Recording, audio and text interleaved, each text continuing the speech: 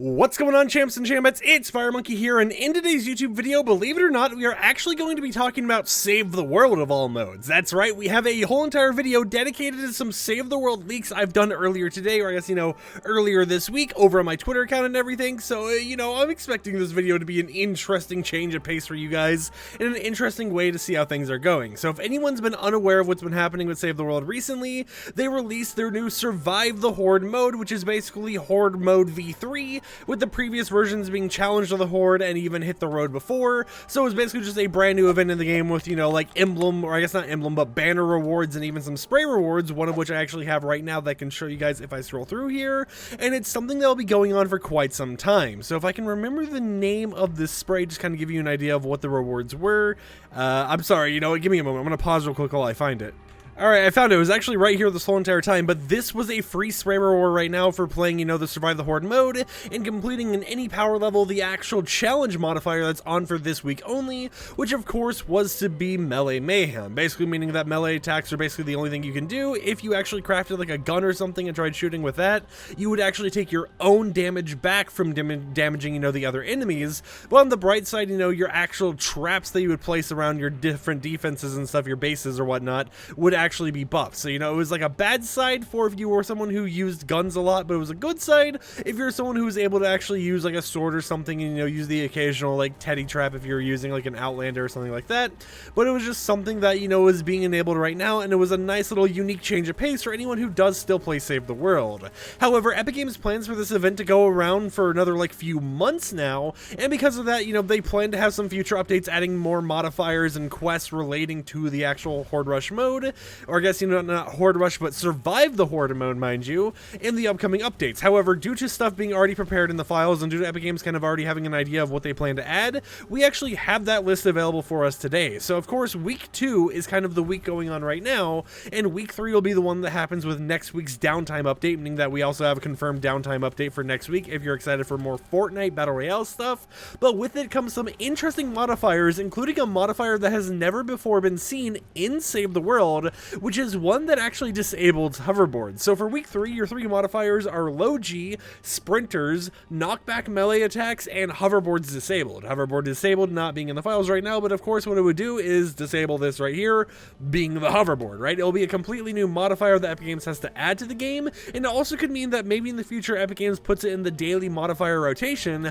So imagine if you go into like a normal Save the World mission or whatnot, whether it's in Ventures or somewhere else, and your modifier for that day is to actually, go ahead and not have hoverboards enabled. It's an interesting new thing Epic Games is going to be messing with for Save the World, and even though it's not that much in terms of actual like content in a way, it still is content. So it's like we'll take what we can get out of our 10 monthly long updates, right? Our one update every single year basically for Save the World. But the other modifiers make it so that gravity is reduced for heroes, that you actually have your player sprint speed enabled and like increased in a way so you'll be able to speed around super fast by running, and that you'll be able to have your melee attacks doing increased knockback damage. So basically it's like the downside for this week for next week is going to be, hey, hoverboards are disabled, but you can run faster, you have low gravity so you can jump higher and all that glorious stuff, and whenever you hit with a melee attack, it's actually going to send husks flying back further than normal. So it's kind of a mix of both worlds, right? It's not really that bad of a modifier at all. If anything, it's just interesting to see them introduce a new modifier into Save the World,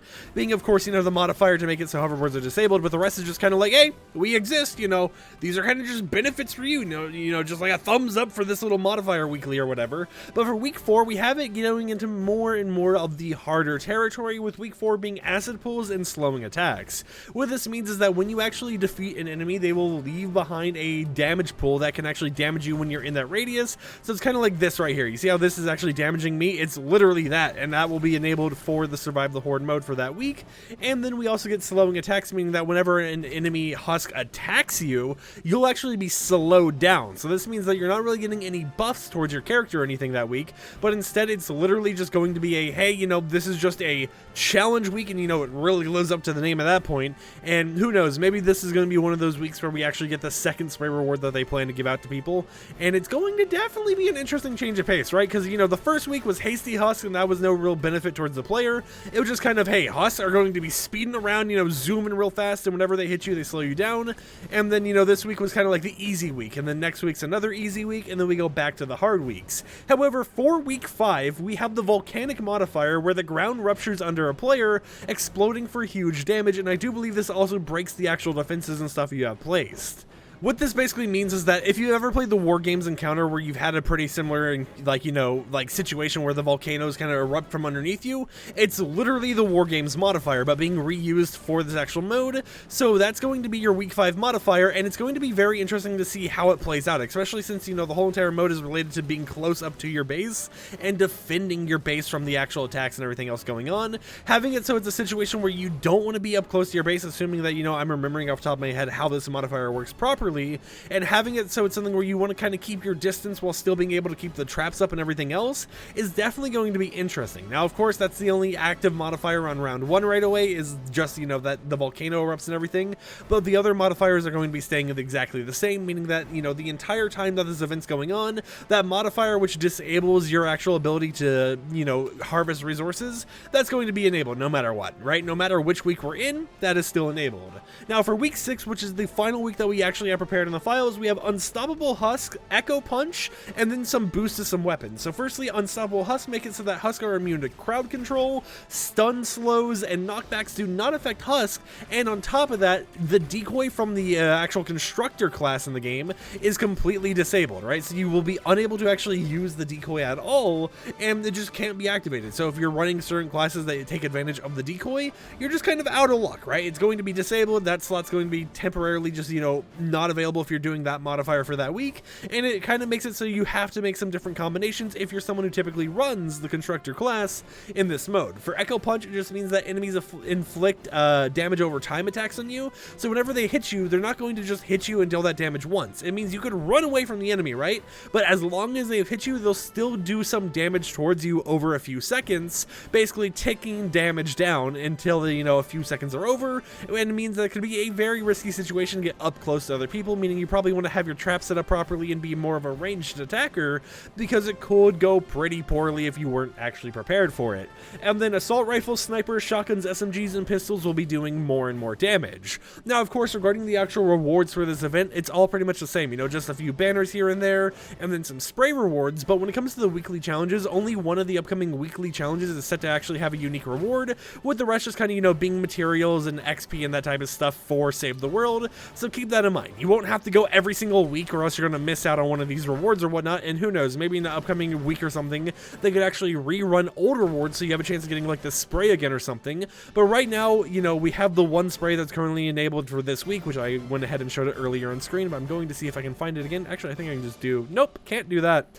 But it's the one Husk Horde spray, and then next week we have another one which is just more and more Huskies actually on the spray itself, with a tombstone and everything, and it has a V on it, which makes me think that it's for week 5, which is the volcanic modifier. So who knows, maybe that's the week you'll be able to get that reward as a spray. But other than that, if you want the banner rewards, it's all pretty simple, right? If we go over here to Survive the Horde, it's literally just complete the final wave of Survive the Horde. In order to get all of the banners, you need to do the first stage, which is to complete 1 final wave, the second stage, which is to complete another 2 final waves, and then the third stage, which is to complete another 2 final waves, for a total of 5 completions. And then if you want this volcano reward, that requires you to complete the final wave of Survive the Horde in a 140 plus zone. So for the most part, most of the rewards are going to be super easy for you to obtain if you're doing them earlier on zones. However, if you want all the 140 rewards, that's where you're going to have to grind a little bit and have a little bit of a struggle there, right? Especially if you're unable to find a team. Trying to find it in public lobbies can sometimes be an interesting little debate, or, you know, an interesting situation where if, you know, someone messes up or not everyone's on their A game, you know, one person leaves and then it all goes real downhill super quickly. So just keep that in mind, you know, it's like, oh hey, this is going to be something where I may be able to get all the rewards, but I might miss out on like one banner. But, you know, with that said, hopefully this information got those people who enjoy Save the World news hyped to see some more stuff coming to the game, and got you excited to hear about some more modifiers. I know that technically by saying this stuff, I kind of got rid of a few updates, or I guess 1 to 2 updates now, worth of Fortnite information for Save the World, you know, regarding the upcoming weekly challenges and stuff for the mode. But hey, at least we got Save the World stuff, right? I managed to make a whole entire video about Save the World, so you know what, applaud to me. And you know what? I gotta say something, but I've been playing a lot of Save the World recently, as you guys have seen by the background footage, and I've been honestly enjoying it. You know, if I get bored of Survive the Horde, I go over to Dungeons. If I get bored of Dungeons, I do Ventures like I'm doing right now. And then if I get bored of that, you know, maybe I'll go through the filler quest line for Twine Peaks that I still have been unable to finish, just because, you know, I take long breaks from the game and I'm just like, man, do I want to finish this? I'm not entirely sure as of right now. And, you know, every once in a while, I actually run into one of you guys. So if you guys see me in Save the World, my only request for you, right, is don't surround me, okay? Like, look, I get that, you know, I'm FireMonkey or whatever, and there's some people who are, like, really weird about it whenever I play Save the World. They'll, like, purposely chase me, ignore the objective or whatever. Just, like, let me know in the chat in the bottom left, right? I'll look at the chat if you say something. Let me know in there that you're like, oh, hey, FireMonkey, can I get a screenshot or something? And then if that's the case, you know, I will gladly be like, yeah, sure, come over here or whatnot. But please, at least let me know why you're following me, because if you're just following me around because of my name or something, I'm just going to ignore you, okay? No hate against you guys, but I'm here to play the objective, and I just thought I'd throw that in there, right? If you see me in Save the World, because I have been playing it a lot more recently, feel free, just let me know in chat that you would like to get a screenshot or something, and that's completely fine with me. And with that said, I'll see you champs and champions tomorrow with another video where we talk about even more stuff. Maybe it's Save the World related, maybe it's not. I have no clue as of yet. But if you're curious about my progress regarding the Twine Peaks storyline, here you go, right? We're on the main quest of the Tempest, where you have to do 2 retrieve the datas and evacuate the shelters, or fight category 2 storm missions in a 82+ zone, which if we go over here to Twine Peaks, I have all the way up here, like, ready, right? I can go to any zone pretty much, but I just kind of get scared to go up here into the higher up zones, just because I'm like, you know, it could go very poorly for me, so I kind of just stick to the other things that aren't really fetch questy, just because typically I would, you know, do the easier missions, like save the survivors, or, you know, just like the other, like, missions that are super simple to do. But that was a little bit of just an extra ramble. I don't even know why I threw that in there. So with that said, I'll see you champs and champions tomorrow with another video. Like the video if you liked it, dislike it if you didn't like it, and get hyped for some more free rewards coming your way for Save the World. Peace out.